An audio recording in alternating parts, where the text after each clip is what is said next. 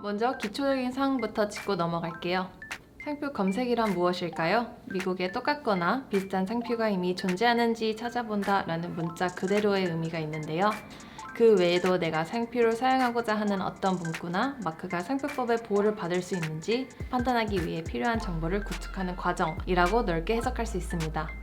그럼 상표를 출원하기 전에 혹은 상표를 상업적으로 사용하기 전에 반드시 상표 검색을 먼저 거쳐야 할까요? 아니요, 법으로 요구되는 절차는 아닙니다.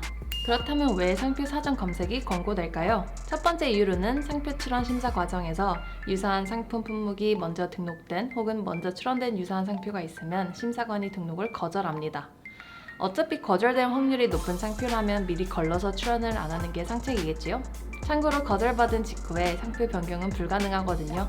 처음부터 새로 출원서를 작성하고 권합료를 내셔야 돼요. 두 번째, 상표권자들은 자기 상표와 비슷해서 혼돈을 일으킬 가능성이 높은 마크를 남이 사용하지 못하도록 막을 수 있는 권한을 가집니다. 즉, 누군가가 내 상표권을 침해했는지 여부는 소비자들이 해당 상표를 접했을 때 출처의 혼돈의 소지가 얼마나 큰지로 판단하는 것이죠. 따라서 남이 내 등록 상표와 비슷한 상표를 쓰기 시작하면 법원에서 상표 침해 소송을 제기할 수 있습니다. 세 번째, 상표 출원 과정에서 심사관이 대충 검색해서 설령 출원 심사를 운 좋게 통과한다 하더라도 비슷한 상표를 쓰고 있던 누군가가 상표 공고를 보고 Trademark Opposition Proceeding 이라고 불리는 상표 등록 의의 신청을 제기할 수 있습니다. 이 경우 상표 심판원에서 소송과 비슷한 절차로 통해 상대편과 서로 법리 다툼을 벌이게 됩니다.